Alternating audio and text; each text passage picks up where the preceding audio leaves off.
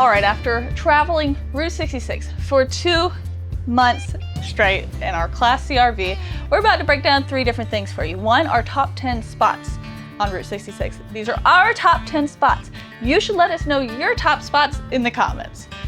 Then, our favorite section of Route 66. If you don't have time to do the whole thing, we're gonna tell you where we enjoyed it the most.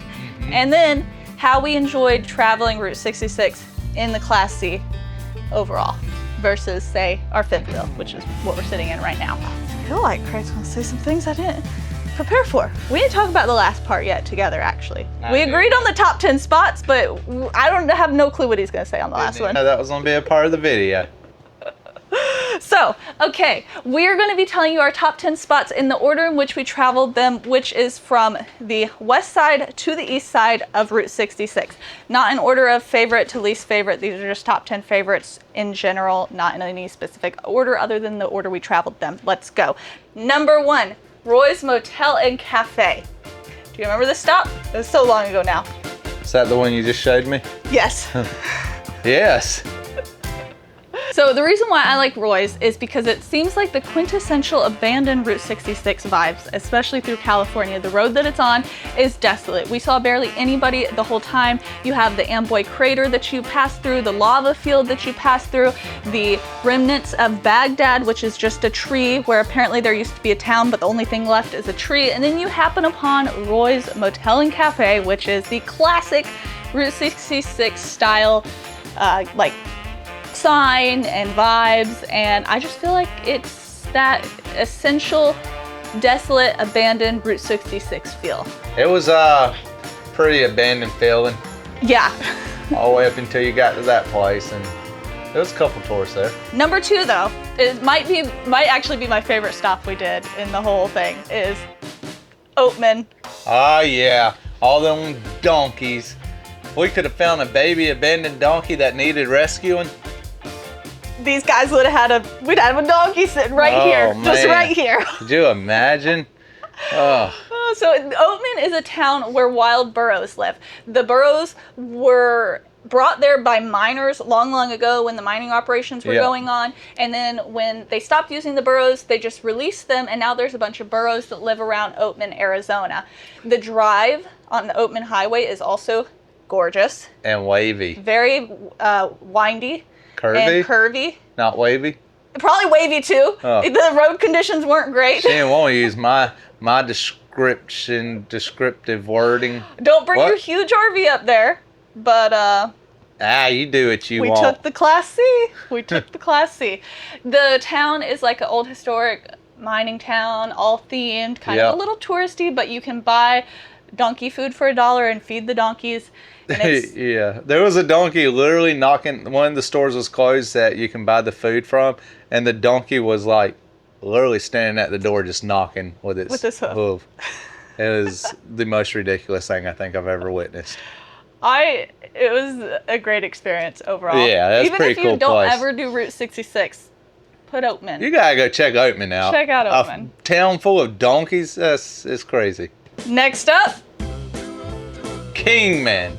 Specifically, Mr. D's Diner in Kingman. Yeah, Mr. D's Diner, absolute stop. Like you got to get the shake. Like if you're doing a road trip, Route 66 road trip, you need to splurge a little bit on some of the foods and stuff. So you're gonna have, and that's the shake. You're splurging on it. You got to. Oh my gosh! Inside and out, that diner is Route 66 diner vibes. Yeah. There are murals on the outside. There's a car museum next door. The inside has the classic booths and the tiles. So cool. It was a pretty good one. That whole area, Kingman and all like that downtown little area that they revitalized and made like Route 66, Cup at Route 66 themed and everything. It's a pretty cool stop. It's still it's definitely at the top of the list for sure. Our favorite Route 66 museum that we went to is also in Kingman, right across from Mr. D's Diner. It was the old powerhouse, and it just had a really good history of the entire Route 66 road. So Kingman's a must stop in our book. Also,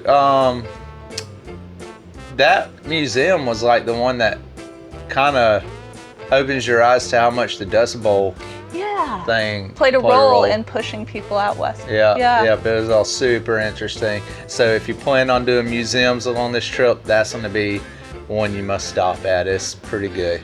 Also, quite a lot of good hiking around Kingman. We did a cool wagon wheel trail, and then there was a lot of hikes that we didn't get to do as well. But it was really hot. We were doing it during a heat wave, so. There's good like landscapes and mountains. Oh, sorry, Leland. You don't care. Poor boy. Sorry, Leland. It's okay, buddy. Anyways, you could definitely spend a few days there. Yeah. And then continuing on our way on down the road, we come to Seligman and specifically Delgadillo's Snow Cap.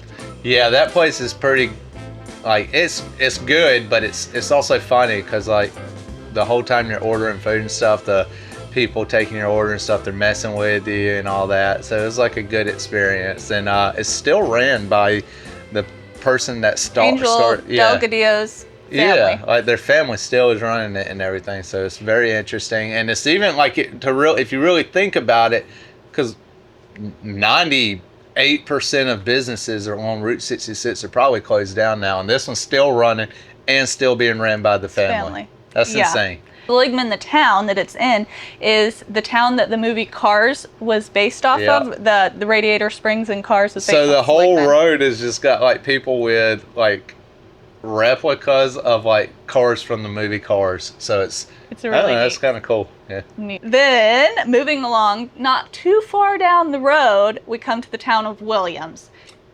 Just the whole town. First of all, we need to start this off with best Mexican food. Just best. Do you know that we didn't really film it, but we went to this restaurant, like, was it 2 or 3 times? 2 or 3 times, yeah. I don't know. Same one. Best, I'm going to put the name up here, but like the best Mexican restaurant you want a good chimichanga? Williams has got you.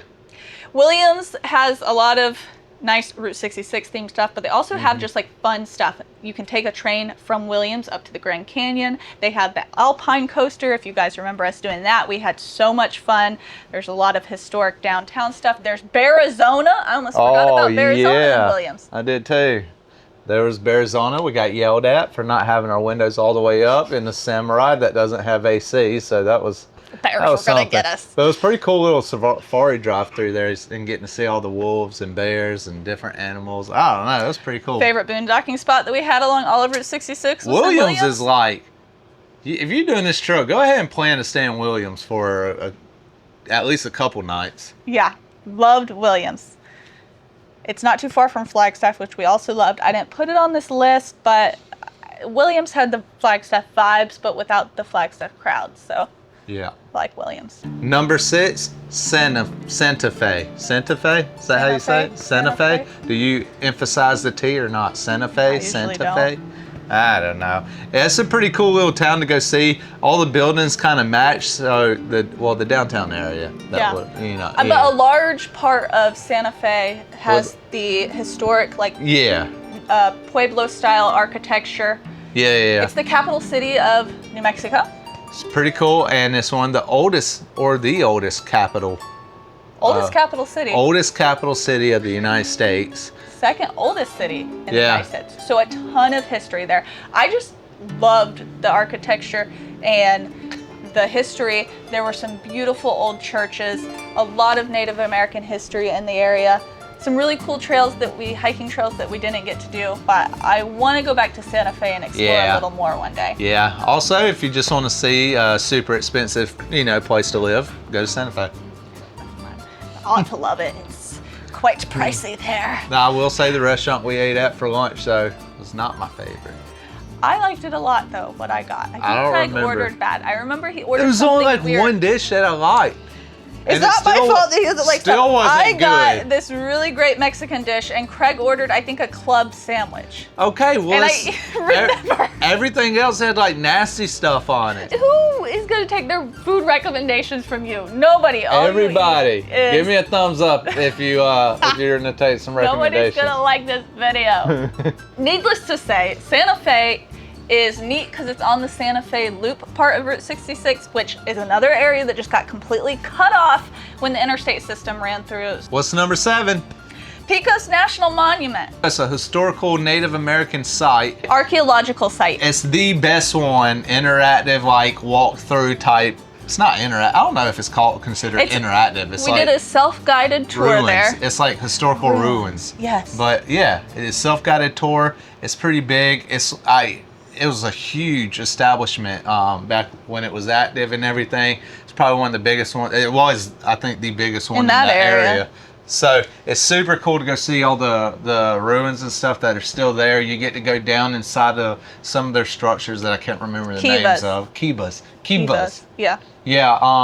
Also, you can really see when the Spaniards came in and changed some of the stuff, because like half of it was like left alone for the most part, but then over by like the church, it's all kind of different and everything. So it's pretty interesting.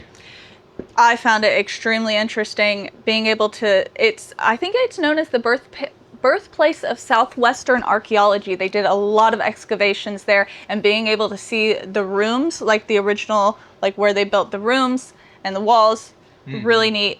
I think a free national monument, even if you don't, even if you don't have the National Parks I think pass. we bought the little booklet, right? For like $2 or $3. Yeah. Definitely do that. Get the booklet, because we wouldn't even known you could go down in the Kiva without it, because it tells you can go in it. Yeah, because a lot of times at these kind of places, you're like, can I touch this? You know, you're not sure, but yeah, so that helped. Then we make it to Texas for number 8, and we've got the Big Texan. Big Texan. I don't even remember what I ate there. Was it a hamburger steak? What did I get? I think so. No, chicken. Country fried chicken.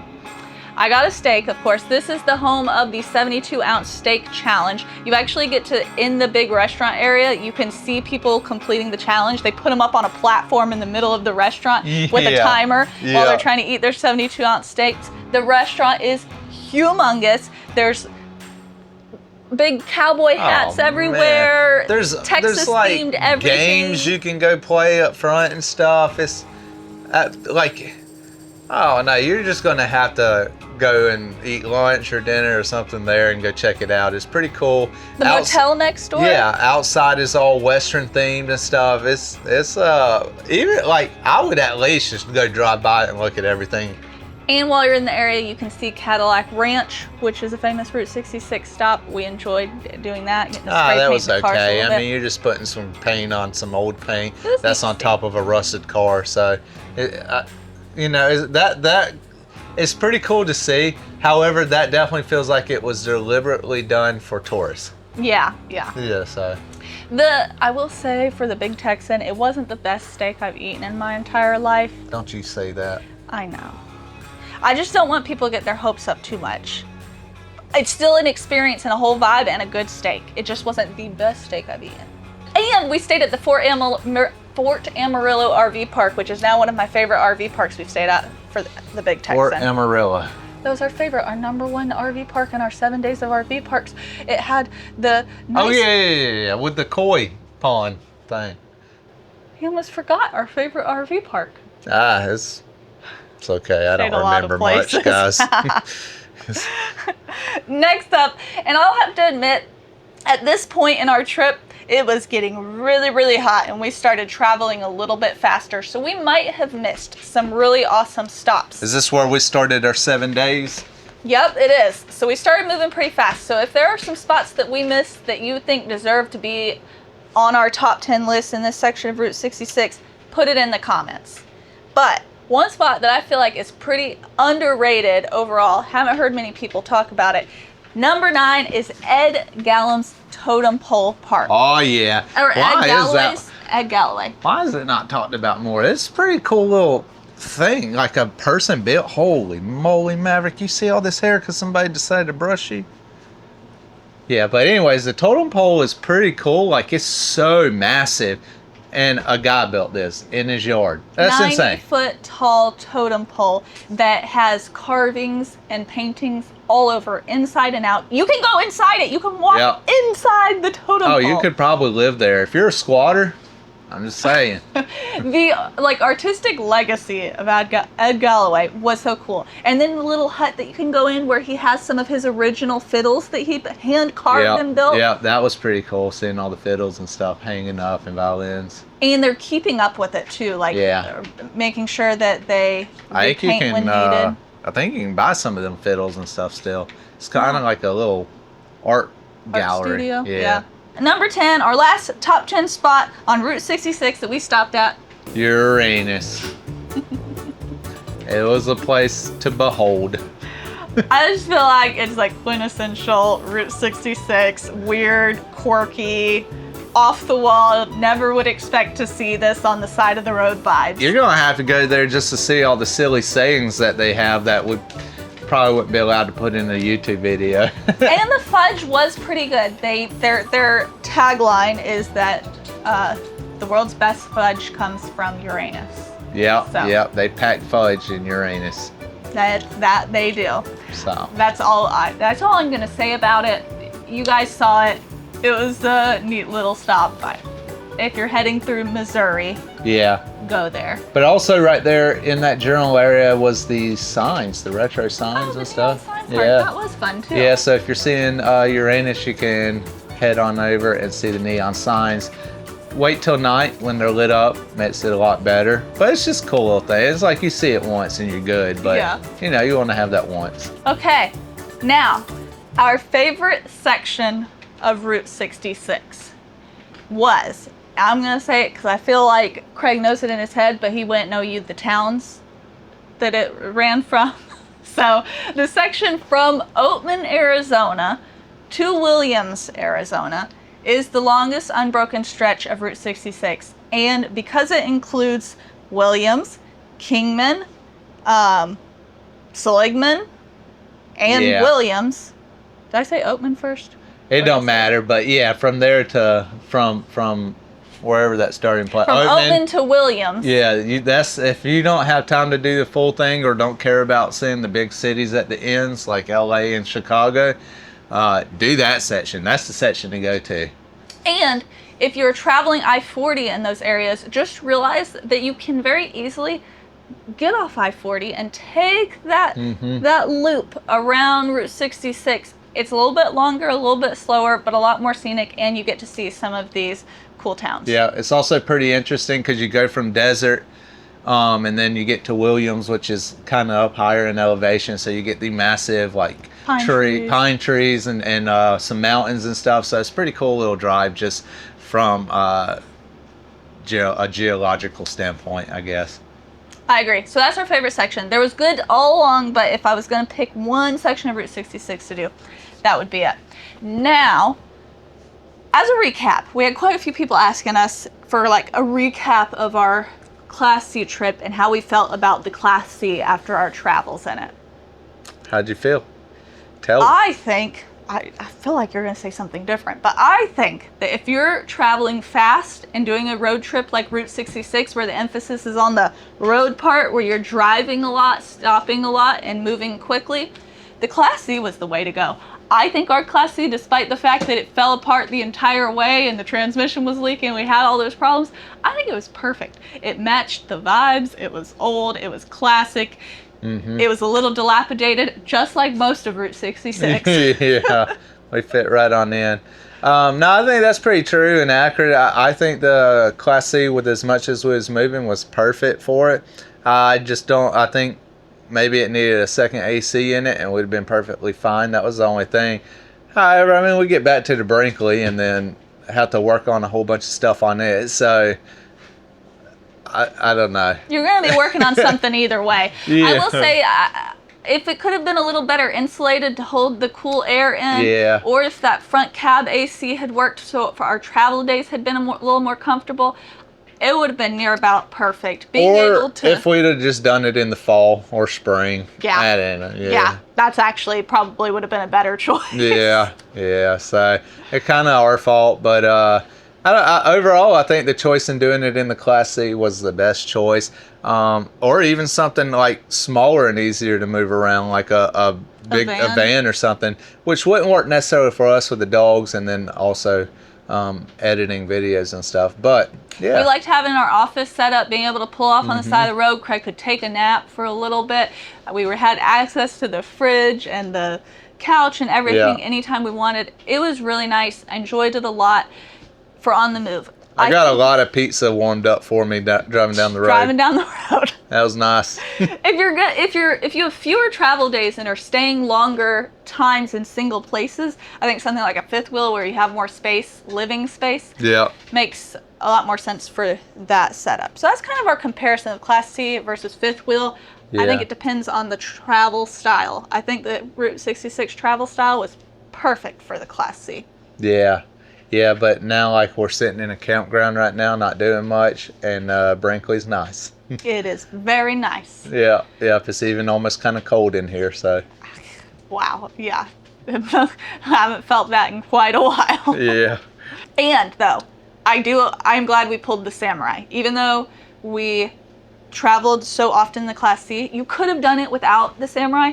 Oh. But I don't know if you'd want. I mean, if you're in like a van doing it, it'd probably be all right. But like with the Class C and the way we were doing it, because we wanted to go to our camp spot, a lot of them we didn't, especially not having reservations too.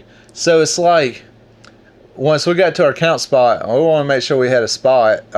So leaving the RV there and then taking the Samurai to go look at everything, and being able to hook the dogs up with AC also in this Class C while we tortured ourselves out in the heat. There's no chance. Like, we would have just skipped LA and Chicago. That's true. Because there is no chance I'd have driven an RV in that. LA and Chicago. Yeah, we wouldn't have. Parking was a dream in the Samurai. And we took it off-road on some trails. Do you remember? We were at the ghost town and we did that off-road trail and the sunset was gorgeous and it was so much fun. So I love the Samurai. Yeah, I love it. I don't think, by the way, I don't think we're ever getting rid of the Samurai. We just have to keep it forever, one way or another. Yeah, they'll probably just stay on a property somewhere. Yeah. Like it is right now. It's not even our property it's on. Somebody got a Samurai. Yeah, somebody did get a Samurai. Yeah. Anyways, that was our Route 66 trip. I am so grateful that you guys came along with us for that ride. Yeah. Man, you guys got us through it, because there were some days where we're like, why are we doing this? But we still had a blast. It was good. Being able to take you guys along for the journey. We're so grateful that you're here. Another really cool thing we got to do along Route 66 was challenges for charity in partnership with eTrailer. As we completed challenges along Route 66, like finding giants or taking a photo with a celebrity, we unlocked money, and at the end, eTrailer donated $5,000 to Tim Tebow's Night to Shine Foundation, which helps to host proms every year all across the United States for teens and adults with special needs.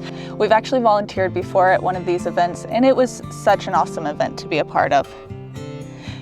We really love doing these challenges with eTrailer, and it just goes to show what an awesome company they really are. So if you're in need of any upgrades or parts for your RV, truck, or trailer, be sure to check them out.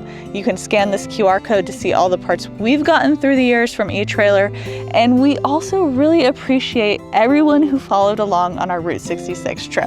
2026 is the 100th anniversary of Route 66, and we thoroughly enjoyed getting to travel this historic highway.